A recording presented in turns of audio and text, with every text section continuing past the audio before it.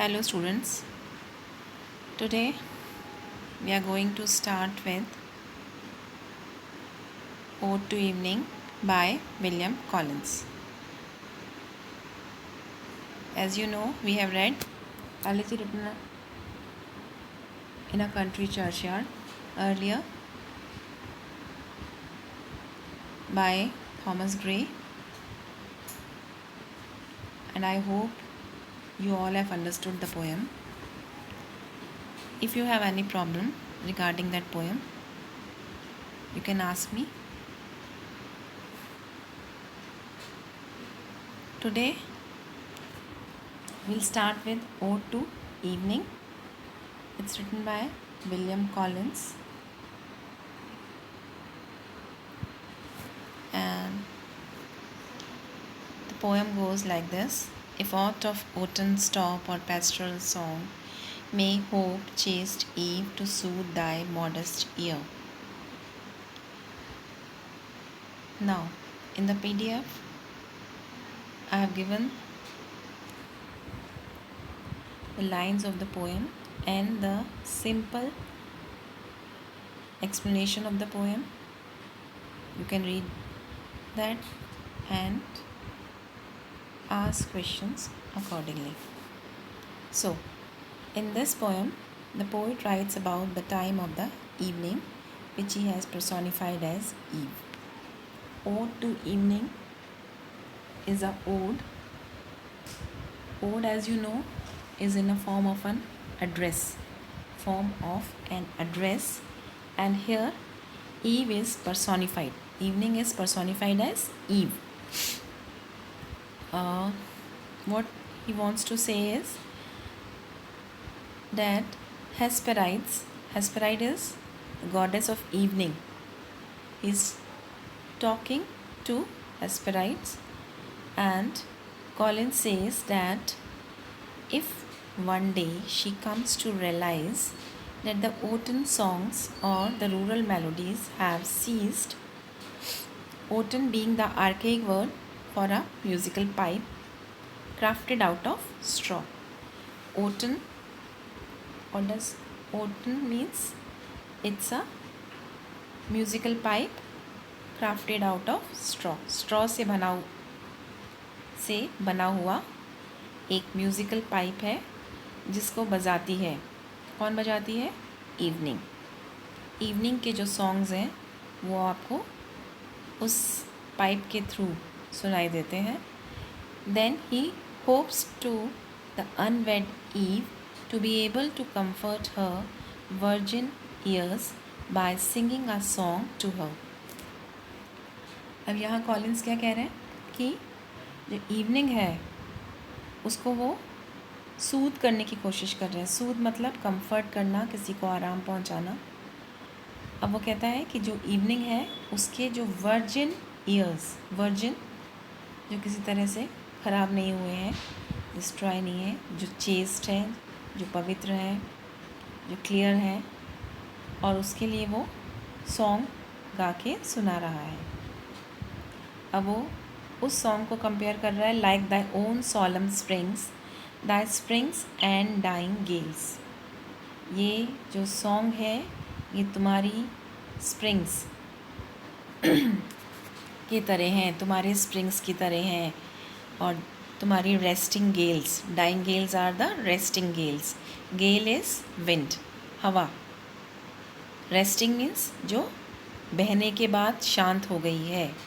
In the following lines, the spring is used in a sense of engendering. I think you people are familiar with the word engendering. Engendering means water coming out of fountain in a zigzag manner. पानी जब fountains के form में, झरनों के रूप में, आजकल तो बारिश का मौसम है, आप झरने देखते हो, पहाड़ों से जिगजैग होते हुए झरने नीचे आते हैं. That means engendering. The other time it is used as a reference to the season of spring. तो एक बार तो वो वाटर के, पानी के गिरने को बताती है, स्प्रिंग सीज़न. और दूसरा, ये वो सीज़न है जिसमें rustic old things die. So likewise the poet refers to the winds which die. तो इसी तरह से, जिस तरह से पुराने सॉन्ग्स जो हैं अब सुनाई देने बंद हो जाते हैं, उसी तरह से जो विंड्स हैं उनका बहना भी बंद हो जाता है. विंड्स विच डाई, वो डाई मीन्स उनकी आवाज़ आनी बंद हो जाती है. वो रेस्ट करती हुई प्रतीत होती है, दिखाई देती हैं, उनकी आवाज़ें आनी बंद हो जाती हैं. This means that in the time of the eve, like her sadness, emanate dying tempests and seasons of cessation of all life activity. तो इसी तरह से इवनिंग बिल्कुल सॉलम है, बिल्कुल शांत है, सैड है, वो भी इमेनेट हो जाती है ड्यूरिंग टेम्पेस्ट, तेज़ तूफ़ानों के दौरान, and season off cessation of all life, यानी ये ऐसा मौसम है शाम का समय जिसके बाद रात आ जाएगी कि आपकी लाइफ की सारी एक्टिविटी जो है वो उनका सीजेशन, वो स्टॉप हो जाती है. ओ nymph reserved while now the bright-haired sun sits in yon western tent, whose cloudy skirts with braided ethereal wove hang his wavy bed. Now, poet says that, rather poet calls evening as a nubile maiden. It's a shy nymph. Nubile maiden is a shy nymph, shy शर्माने वाली nymph, सुंदर लड़की. While now the bright sun has set, चमकता हुआ सूरज जो है western side में डूब गया है, सेट हो गया है, और जो स्कर्ट्स, उसकी जो स्कर्ट्स का मतलब है जो आपको आउटर लाइन, रेड लाइंस, जब सूरज ढलता है तो उसकी जो लालिमा जो आपको वो कैसे लग रही है, जैसे कि उसका मिस्ट से भरा हुआ उसकी स्कर्ट्स हों, which are interlaced with a delicate fabric. Brede ethereal wove का मतलब है interlaced with a delicate fabric. इसका निर्माण कैसे हुआ है, एक बहुत ही डेलिकेट, जैसे कोई सुंदर सी कोई लेस आपने उसको गूंथ कर, आपने उसको वीव करके बनाया है. Overhang his wavy resting place, और वो ओवरहैंग जैसे कोई चीज़ ऊपर से लटकती हुई नज़र आती है, और उसका जो रेस्टिंग प्लेस है, सन का रेस्टिंग प्लेस, यानी जो वेस्ट में सन रेस्ट करने के लिए चला गया है, वो कैसा लग रहा है, ऐसा प्रतीत होता है जब हम आसमान में देखते हैं जैसे कोई वेव्स, समुद्र में उठने वाली जैसे वेव्स होती हैं, ऐसे ही वो because of the golden colour of the clouds वो ऐसे वेव्स नज़र आती हैं. सो इस पोएम की स्टार्टिंग से एंड तक पोइट्स ने बहुत सारे मेटाफर्स यूज़ किए हैं इवनिंग को डिस्क्राइब करने के लिए, और अब इस पैराग्राफ में वो उसे शाई निम्फ से कंपेयर कर रहा है. और माइथोलॉजी के अकॉर्डिंगली निम्फ कौन है, is a nubile young maiden. Nubile is virgin, any age. The poet uses a lot of imagery है, बहुत सारी इमेजरीज यूज़ कर रहा है पोइट ने यहाँ पर. Time is for the sun to set, who is personified as a man wearing a cloudy skirt made of elegant exquisite interlace of clouds. The skirt is ethereal because even a moderately strong gust of wind can immediately cleave it in two. यहाँ पर evening को personify किया गया है. साथ ही साथ time जो है कौन सा है, शाम का समय है, सनसेट का टाइम है, और सनसेट की जो सीन है उसको वो कैसे डिस्क्राइब कर रहा है, as if a man is wearing a cloudy skirt, और वो स्कर्ट जो है बहुत ही इंट्रिकेट लेस से बनी हुई है, और वो इतनी डेलिकेट है कि ज़रा सी हवा चलेगी then it will cleave into two parts, दो हिस्सों में वो बट जाएगी या दो हिस्सों में हो जाएगी. एट अ काम सराउंडिंग प्रिवेल्स, लेकिन शाम का मौसम कैसा होता है? देयर इज़ अ काम, एक बिल्कुल सिरेनिटी, एक शांति है। सराउंडिंग, चारों तरफ बिखरी हुई, सराउंड मतलब चारों तरफ बिखरी हुई, चारों तरफ से उसने उसको सराउंड कर रखा है, घेर रखा है। एंड प्रिवेल्स, प्रिवेल्स मतलब जो छा रहा है वहाँ पे एटमॉस्फेयर में, जो प्रिवेलिंग एटमॉस्फेयर कैसा है? बिल्कुल शांत है। तो यहाँ पर ये जो स्कर्ट है, hangs over the sea which forms the wavy bed. मैंने आपको बताया ये वेवी बेड वाला सीन जो है, ये जो उसने मेटाफर या इमेजरी वो यूज़ कर रहा है, वो इमेजरी उसने सी से ली है, समुद्र से ली। जैसे कि समुद्र के अंदर जो वेवी बेड होता है, where the sun might seem to set in a distance, ऐसा लग रहा है कि ऐसे ही किसी बेड में या उस समुद्र की लहरों के बीच कहीं सूरज जो है वो होने वाला है।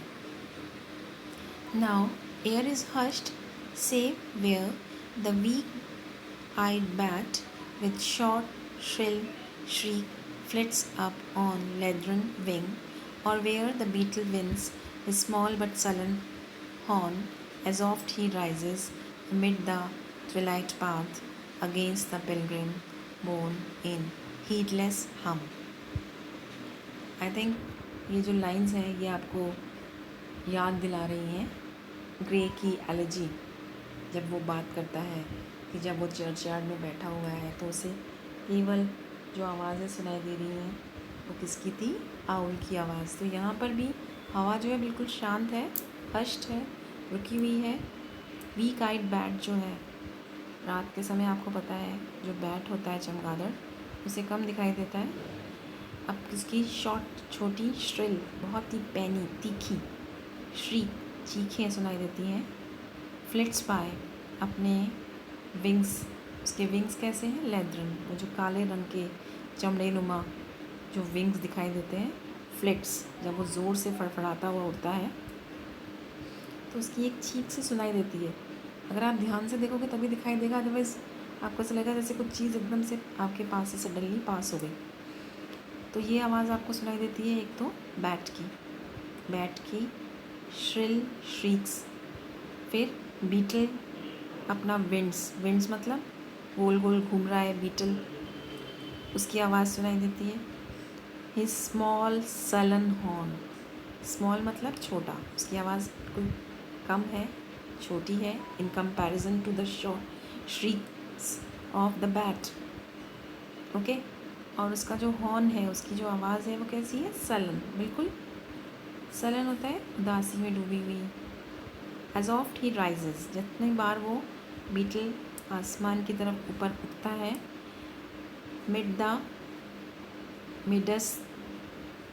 मिडस जो वर्ड है, it's an archaic word, middle के लिए, बीच के लिए यूज़ होता है।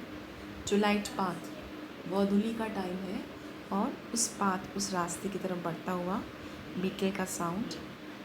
अगेंस्ट द पिलग्रिम, आपने देखा होगा शाम के टाइम जो पिलग्रिम्स हैं, जो यात्री, जो लोग रास्ते पे जा रहे हैं, अक्सर वो गुनगुन करता हुआ, आवाज़ करता हुआ जो बीटल है आपके पास से निकल जाता है। बोर्न इन हीडलेस हम, और वो हीडलेस इज़ केयरलेस, बिना कोई परवाह किए। हम जो वर्ड आया है, हमिंग, जैसे हम गुनगुनाते हैं, वहाँ से ये हम वर्ड आया है। हम का मतलब है यहाँ मेलोडी से। तो उसका जो मेलोडी है, उसका जो संगीत है वो सुनाई दे रहा है। उसकी गुनगुन की आवाज़ आपको सडनली जब वो आपके पास से निकल के जाता है टूवर्ड्स ट्विलाइट पाथ, उस रास्ते पे ऊपर आसमान में बढ़ता है, तो आपको वो आवाज़ बीटल की सुनाई देती है। तो ये इवनिंग टाइम का जो एटमॉस्फेयर है उसको डिस्क्राइब किया है इन लाइंस में, और डिफरेंट साउंड्स जो हमें उस टाइम सुनाई देते हैं उनके बारे में बात की गई है। तो जो बीटल है, repeatedly rises in the middle of the night, walking against the pilgrim who is consumed in heedless hum. Heedless hum could mean one of two things. यहाँ जो heedless hum वर्ड यूज़ किया है वो दोनों पर ही apply होता है, उस पिलग्रिम पर भी और वो बीटल पे भी। The first being the bat, who is considered the pilgrim, and his shrill voice being termed as a hum. Second possibility is that the pilgrim is a traveler who is consumed in his own careless musings and it takes the form of a hum. दोनों के लिए ही है. वो जो bat है वो अपने रास्ते पे जा रहा है और वो उसकी बेपरवाह किए हुए आगे बढ़ रहा है अपने रास्ते पर, तो उसका हमिंग साउंड है. या फिर ये हमिंग साउंड जो पिलग्रिम जो अपनी म्यूजिंग्स कहते हैं अपने ख्यालों में खोया हुआ केयरलेस बिना परवाह किए आगे बढ़ रहा है, तो ये दोनों ही साउंड्स जो हैं वो हमिंग साउंड क्रिएट कर रहे हैं. ओके,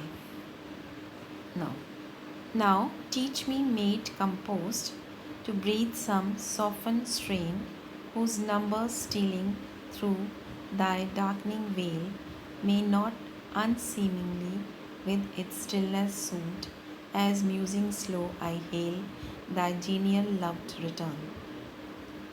अब यहाँ जो कॉलिंस है वो क्या चाहता है? सबसे पहले तो वो मेड कंपोज्ड जो इमेजरी यूज़ कर रहा है वो उससे कह रहा है इवनिंग से कि तुम एक मेड मतलब लड़की, गर्ल, कंपोज्ड अपने आप में खोई हुई, कंपोज्ड अपने ख्यालों को अपने तक रखे हुए, इसलिए वो कह रहा है टीच मी, मुझे सिखाओ, to breathe some softened strain, कि मैं भी तुम्हारी तरह ब्रीथ कर सकूँ. ब्रीथ का मतलब सांस लेना, यहाँ ब्रीथ से मतलब है कि मैं भी तुम्हारी तरह ऐसा स्ट्रेन, ऐसा म्यूज़िक क्रिएट कर सकूँ जो बहुत ही मेलो, बहुत ही मीठा हो, सॉफ्ट हो. whose numbers stealing through thy darkening veil, और वो जो नंबर्स हैं, वो जो सॉन्ग्स हैं, वो तुम्हारे डार्कनिंग अंधेरे में डूबी हुई वेल कहते हैं वैली को, घाटी को, उसमें गूंजने लगे. स्टीलिंग चोरी से सब जगह वो आवाज़ फैल जाती है ना, जैसे जब हम रात के समय किसी सुनसान जगह पे आवाज़ करते हैं तो हमारी आवाज़ दूर तक गूंजती है. May not unseemingly with stillness suit as musing slow I hail thy genial loved return. So what he wants to say is कि ये जो इवनिंग का सॉफ्टन स्ट्रेन है, उसकी जो मेलोडीज़ हैं, ये जो म्यूज़िक है, ये धीरे से कानों में पड़ता है और फिर उस काली घनी घाटी में कहीं खो जाता है, डिसअपियर हो जाता है. तो वो इवनिंग से चाहता है कि वो अपने स्ट्रेन्स, अपने सॉन्ग्स, अपना म्यूज़िक जो है उसे सिखाए. ठीक है. और इवनिंग के सॉन्ग्स में जो ट्रैंक्विलिटी, जो एक शांति का अनुभव होता है, वो सीखना चाहता है. All of this is said while being absorbed in his thoughtlessness as he welcomes her cheerful loved reappearance. Collins जो है वो अपने थॉट्स में भी खोया हुआ है.